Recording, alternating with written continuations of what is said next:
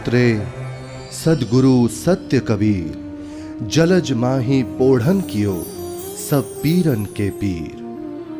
सर्व सृष्टि के रचनहार कबीर परमात्मा चारों युगों में इस धरा पर आते हैं और आम साधारण व्यक्ति की तरह लीला करते हुए मानव समाज को सद्भक्ति मार्ग देकर चले जाते हैं। आज से लगभग 600 वर्ष पूर्व कलयुग में अपने वास्तविक नाम कबीर नाम से सतलोक से चलकर कबीर प्रभु जी काशी के लहरतारा नामक तालाब में एक कमल के फूल पर सन 1398 ईस्वी संवत 1455 में ज्येष्ठ मास की पूर्णिमा को ब्रह्म मुहूर्त में प्रकट हुए थे। उन्हें नीमा और नीरू नाम के जुलाहा दंपत्ति ने पाला था। बात 1403 ईस्वी की है, जब कबीर प्रभु जी 5 वर्ष के थे।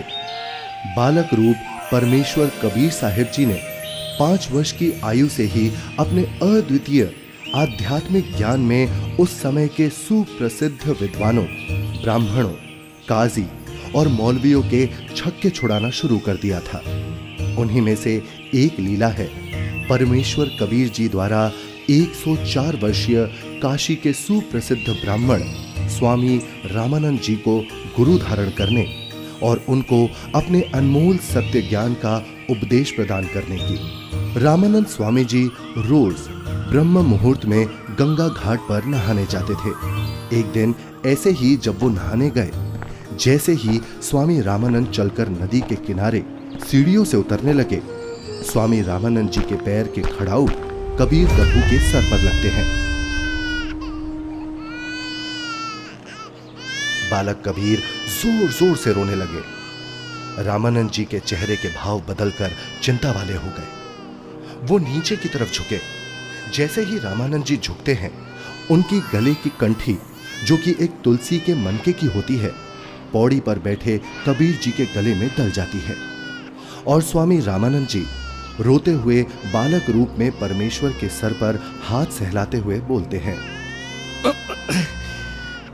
ये क्या अनर्थ कर दिया मैंने। रो मत बेटा, राम राम बोलो। राम राम। राम राम कहने से सब दुख दूर हो जाएंगे। ये बच्चा जरूर अपने माँ बाप से बिछड़कर यहाँ आ गया है। ऐसा करता हूँ, स्नान करने के पश्चात इसे आश्रम ले चलता हूँ और फिर इसके माता पिता के बारे में पता करता हूँ।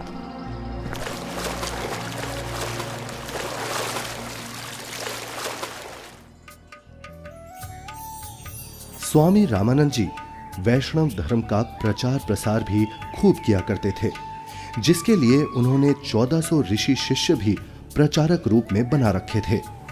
स्वामी जी के उन्हीं शिष्यों में से एक थे ऋषि विवेकानंद जी, जो कि बहुत ही अच्छे प्रवचनकर्ता रूप में प्रसिद्ध थे, जिनको स्वामी जी द्वारा काशी शहर के एक क्षेत्र का उपदेशक भी नियुक्त किया हुआ था।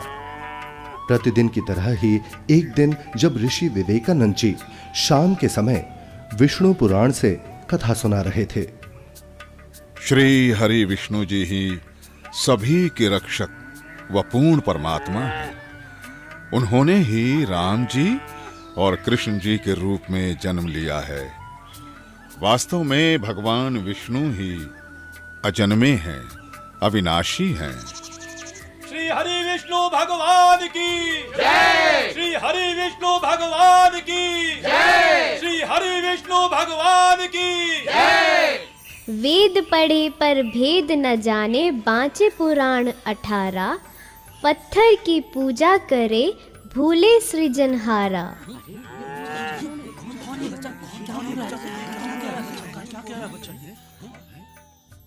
हे ऋषिवर, भगवान विष्णु अजन्मे और अविनाशी नहीं है।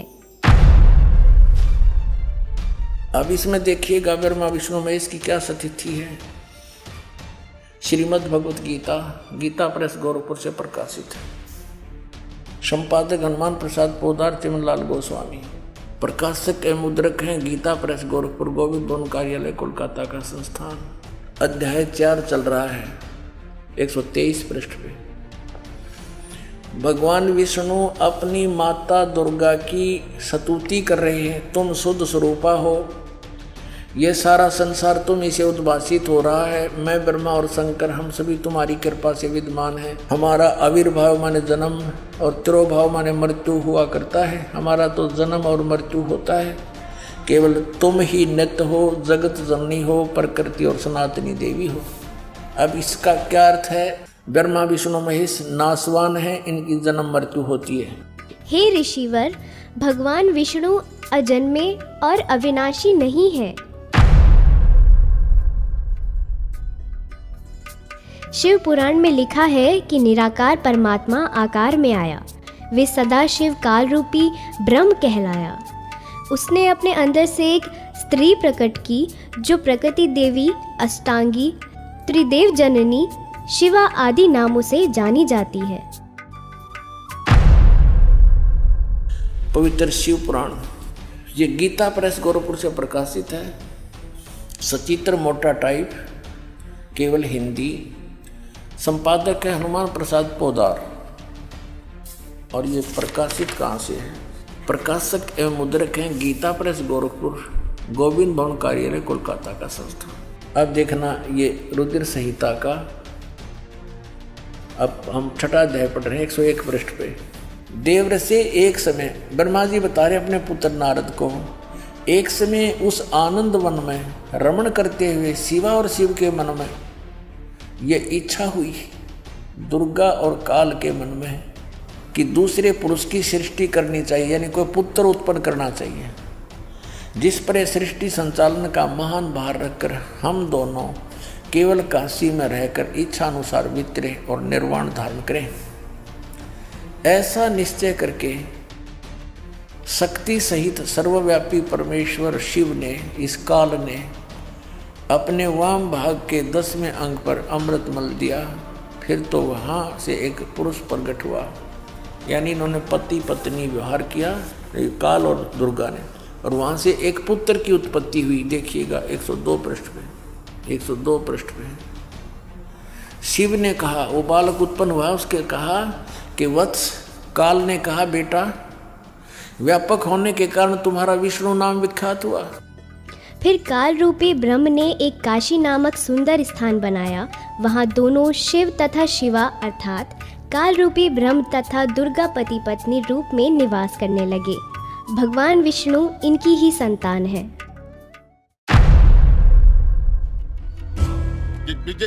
ये सब झूठ बोल रहा है, और ये सब छोड़, तू ये बता तू कौन है, किस जाति का है, गुरु कौन है तेरा? ये तो जुलाहा है, नीमा नीरू का पुत्र है। हे ब्राह्मण, मेरे गुरु भी वही है जो आपके गुरु हैं। अच्छा, तुझे पता भी है मेरे गुरुदेव कौन है? मेरे गुरुदेव स्वामी श्री श्री 1008 स्वामी रामानंद जी महाराज हैं। जी पंडित जी, मेरे गुरुजी भी स्वामी रामानंद जी ही है। झूठ, सरासर झूठ। देखो भाइयों, ये जुलाहा सरेआम झूठ बोल रहा है। मेरे गुरुजी तेरे जैसे अछूत के दर्शन भी नहीं करते। शिष्य बनाना तो बहुत दूर की बात है। कल सुबह तुझे गुरुजी के समक्ष पेश करूंगा। दूध का दूध, पानी का पानी हो जाएगा। गुरुदेव तुम्हें स्वयं दंड देंगे। मेरे गुरु का नाम मिट्टी में मिलाता है। तुम भी आना भाइयों, देखना अपनी आंखों से। इस कबीर जुलाहे का झूठ कल सबके सामने आ जाएगा। हाँ, हम सब आएंगे, हम सब आएंगे, हम सब आएंगे।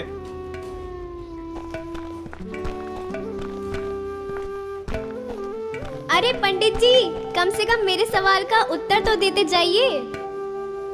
विवेकानंद सीधा रामानंद जी के पास पहुंचा और उन्हें सारी बात बताई। रामानंद जी भी गुस्सा हो गए कि आखिर कैसे एक जुलाहा खुद को मेरा शिष्य बता सकता है। हे गुरुदेव, एक छोटी जाति का जुलाहा अपने आप को बड़ा विद्वान सिद्ध करने के लिए भगवान विष्णु जी को नाशवान बताता है। क्या नाम है उसका? गुरुदेव, उसका नाम कबीर है। कबीर? हाँ गुरुदेव, कबीर।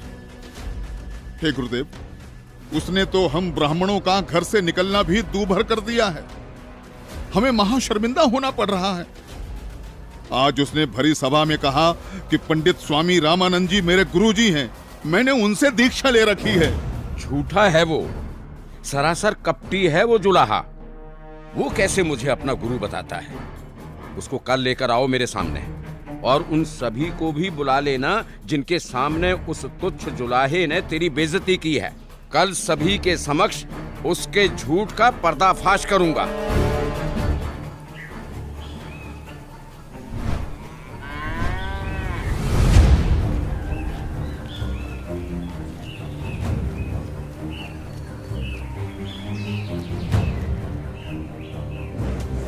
नीरू जुलाहे का घर कहाँ है?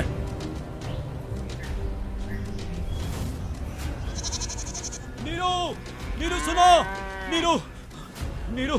क्या हुआ भाई? बड़े परेशान दिख रहे हो।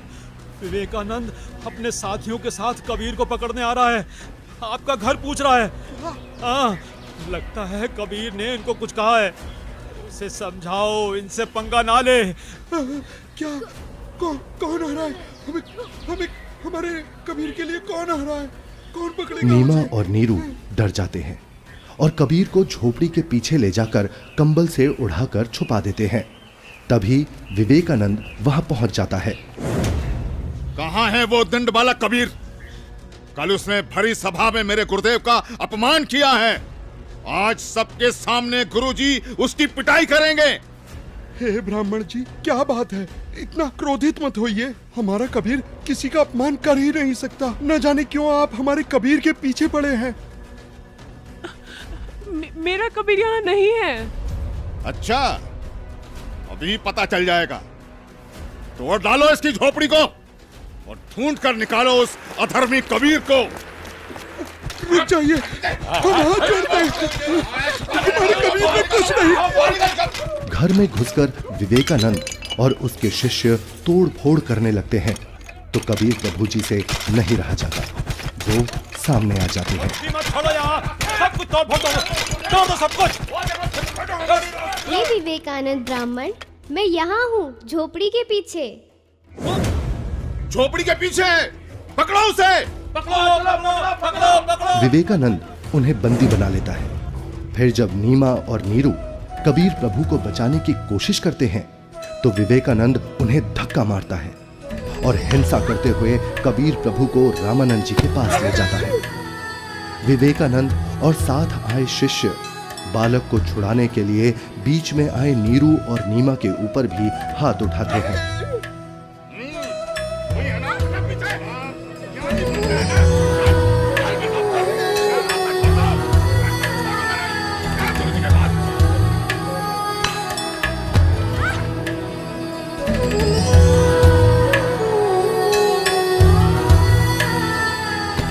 नीरू को भी कुछ गुंडे लाठी डंडों से मार मार कर मृत समान कर देते हैं।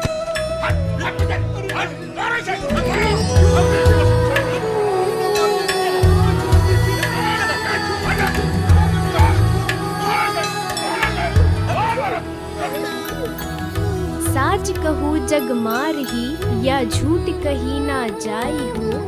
साच न पूरा पावते, ये झूठे जगपति आई हो। एक तरफ विवेकानंद कबीर प्रभु जी को पकड़कर रामानंद जी के पास ला रहा था और दूसरी तरफ रामानंद जी ने अपनी कुटिया के बाहर एक बड़ा सा पर्दा लगवा दिया जिससे रामानंद जी की नजर शूद्र पर ना पड़े। हे स्वामी, आपके आदेश के अनुसार पर्दा लगवा दिया है जिससे कबीर की नजर आप पर ना पड़े। कबीर को इस पर्दे के पीछे ही खड़ा किया है। मारो इसे, इसने हमारे गुरुदेव का अपमान किया है। मारो, हमारे ईश्वर की निंदा की है इसने। मारो इसको, मारो इसे, मारो। शांत शांत शांत। आप सभी शांत रहें। गुरुजी खुद ही इस अधर्मी को सजा देंगे। कौन है तू जुलाहे? मैं सतलोक का निवासी हूँ, अजन्मा अविनाशी हूँ, पूर्ण ब्रह्म परमेश्वर हूँ। मेरा नाम कबीर देव है। ये सृष्टि मुझ पर ही आश्रित है। तू हाड़ मांस का बना मुसलमान के टुकड़ों पर पलने वाला नीच जुलाहा जाति का बालक है। तू खुद को परमात्मा कहता है? सत्य यही है कि मैं ही सर्वशक्तिमान परमेश्वर हूँ और आप ही मेरे गुरुजी हैं। आप मुझे अपशब्द कह रहे हैं तो भी मुझे आनंद आ रहा है गुरुदेव। तू ऐसे नहीं मानेगा ना जुलाहे। तू थोड़ी देर प्रतीक्षा कर, मैं पहले पूजा कर लेता हूँ, फिर तुझे देखूंगा।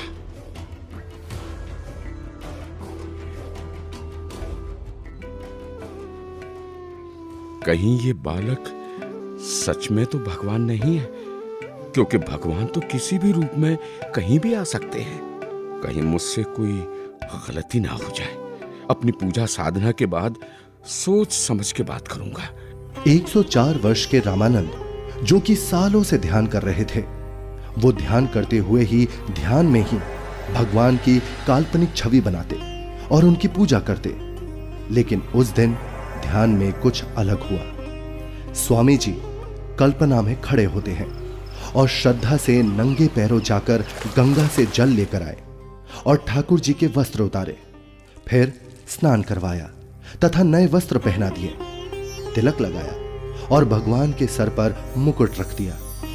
तब पास में रखी कंठी पर ध्यान गया और कल्पना में ही बोले, हे भगवान, आज तो कंठी डालना ही भूल गया। फिर कंठी उठाकर मुकुट के ऊपर से डालने लगे, लेकिन माला मुकुट में फंस गई। अब स्वामी जी चिंतित हो गए और कल्पना में ही सोच रहे हैं, हे भगवान, आज ये आपके दास के साथ क्या बनी? यदि कंठी नहीं डाली तो पूजा अधूरी रह जाएगी, और अब यदि मुकुट उतार दिया तो पूजा खंडित हो जाएगी। आज से पहले ऐसी गलती कभी नहीं बनी थी। हे प्रभु, आज क्या गलती बन गई मुझ पापी से? आज का तो मेरा सारा दिन ही व्यर्थ गया। जब स्वामी जी मन ही मन में व्याकुल हो रहे थे और अपने आप को कोस रहे थे, तब परमेश्वर कबीर साहिब जी पर्दे के पीछे से बोले, हे स्वामी जी, चिंता मत कीजिए, इस माला की गांठ खोल दीजिए और फिर ठाकुर जी के गले में डालकर इस माला को बांध दीजिए, फिर आपको मुकुट उतारना नहीं पड़ेगा। स्वामी रामानंद जी ने जब कबीर साहिब जी की पर्दे के पीछे से आवाज सुनी तो उन्हें एकदम झटका सा लगा। वो एकदम आंखें खोलकर चौंक जाते हैं और मन ही मन विचार करते हैं कि हे भगवान, ये क्या? यहाँ ना तो कोई मूर्ति है और ना कोई माला। मैं तो काल्पनिक पूजा कर रहा था और मेरे मन में चल रही इस काल्पनिक क्रिया को इस बालक ने कैसे जान लिया? ये कोई साधारण बालक नहीं हो सकता। मेरे इस भजन क्रिया को तो केवल भगवान ही जान सकता है। ये तो साक्षात भगवान है। आपने तो मेरे मन की बात बता दी। आप तो स्वयं भगवान आए हो। आप कोई साधारण बालक नहीं हो। हाँ, आप कोई साधारण बालक नहीं हो। फिर स्वामी जी को महसूस हुआ कि बालक कबीर के शरीर में कहीं हड्डियां तो महसूस हो ही नहीं रही। तभी वो बालक कबीर को सीने से हटाकर उनके हाथ पैर यानी शरीर को दबा दबा कर देखने लगे। हे भगवान, आपका शरीर तो बहुत कोमल है, जैसे रुई हो। आपके शरीर की तुलना में मेरा तो पत्थर जैसा शरीर है।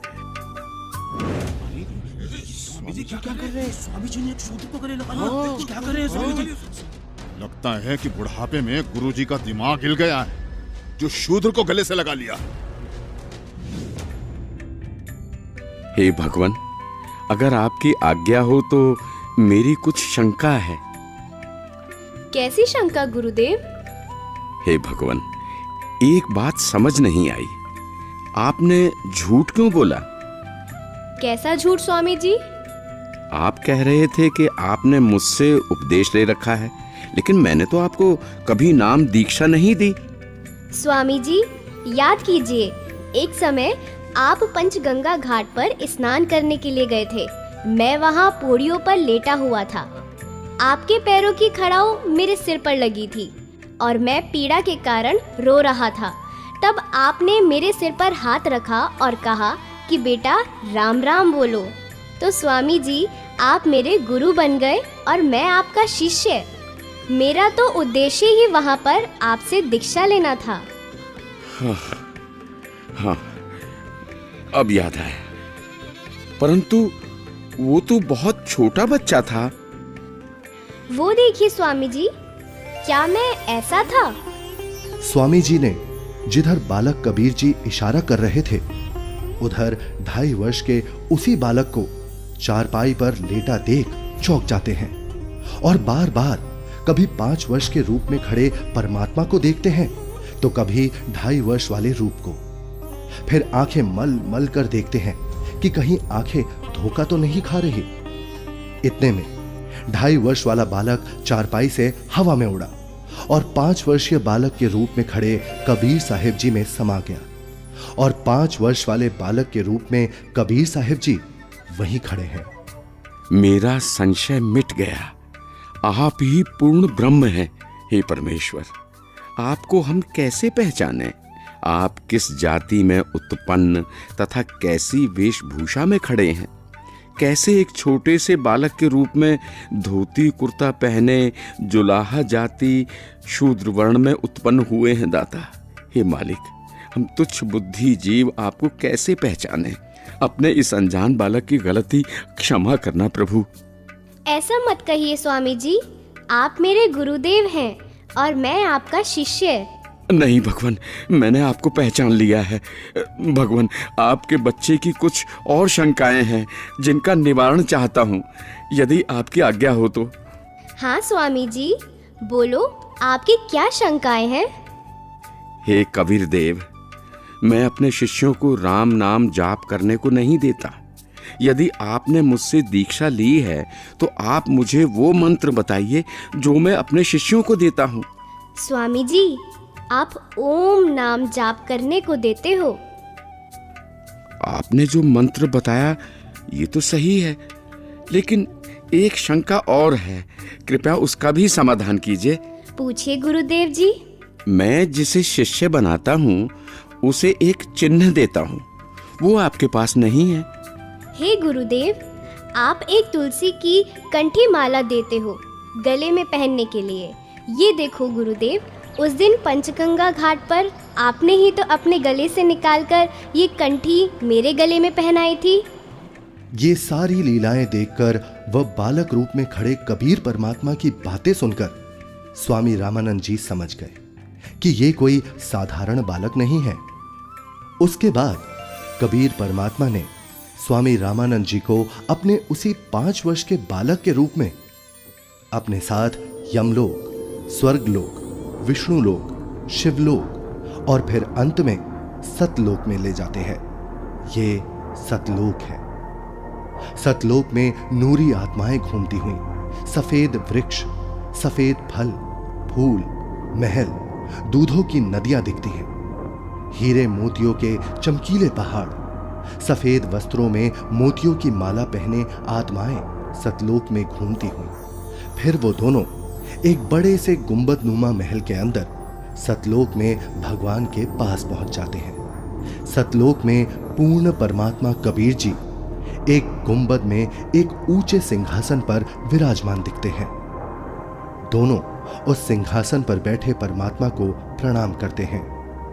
अब बालक रूपधारी कबीर देव उस सिंहासन के पास जाते हैं और सिंहासन पर बैठे अपने अन्य रूप पर चंवर करते हैं। ऐसा देखकर रामानंद जी सोचते हैं, इसका मतलब कबीर देव जी इस सिंहासन पर बैठे सच्चे परमात्मा के सेवक हैं। तभी सिंहासन पर विराजमान तेजोमय परमात्मा सिंहासन से उठकर खड़े हो गए और कबीर देव जी के सामने हाथ जोड़कर कबीर देव जी को बैठने का आग्रह करने लगे। बालक रूप में कबीर परमात्मा सिंहासन पर बैठ गए और पहले सिंहासन पर बैठे परमात्मा बालक कबीर को चंवर करने लगे। रामानंद जी प्रभु के सामने हाथ जोड़कर खड़े रहे। तभी फिर तेजोमय परमात्मा एक प्रकाश पुंज में बदल गया और फिर वो उस बालक कबीर जी के शरीर में समा गया। अब बालक कबीर जी का शरीर भी उतना ही तेजोमय हो गया जितना कि पहले सिंहासन पर बैठे परमात्मा का था।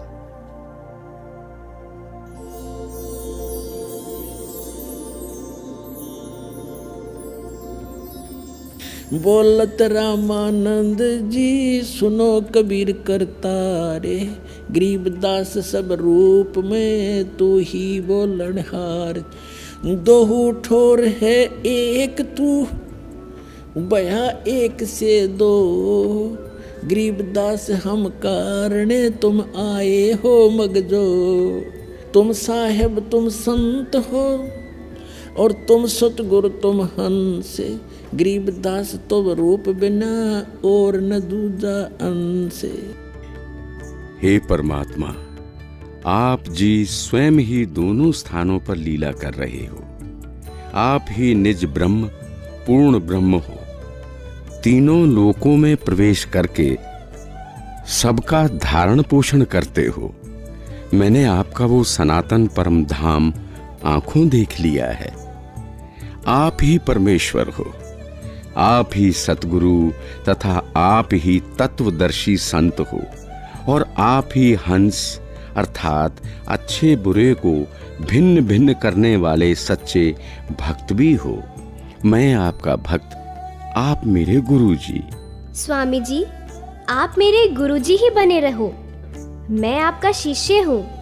ये गुरु परंपरा बनाए रखने के लिए अति आवश्यक है, नहीं तो भविष्य में संत भक्त कहा करेंगे कि गुरु बनाने की कोई आवश्यकता नहीं है। कबीर ने कौन सा गुरु बनाया था? इसलिए स्वामी जी, संसार की दृष्टि में आप मेरे गुरुजी की भूमिका कीजिए तथा वास्तव में जो साधना की विधि मैं बताऊं, आप वैसे भक्ति कीजिए। ठीक है परमात्मा, जैसी आपकी आज्ञा। इस प्रकार परमेश्वर कबीर जी ने 5 वर्ष की आयु में ही 104 वर्ष के ब्राह्मण को तत्व ज्ञान से परिचित कराया और गुरु परंपरा को बनाए रखने के लिए कबीर साहिब जी ने स्वामी रामानंद जी को अपना गुरु बनाया। यह अनमोल ज्ञान जगत गुरु तत्वदर्शी संत रामपाल जी महाराज के सत्संग प्रवचनों से संग्रह किया गया है। संपूर्ण आध्यात्मिक ज्ञान प्राप्त करने के लिए अवश्य सुनिए जगत गुरु तत्वदर्शी संत रामपाल जी महाराज जी मंगल प्रवचन।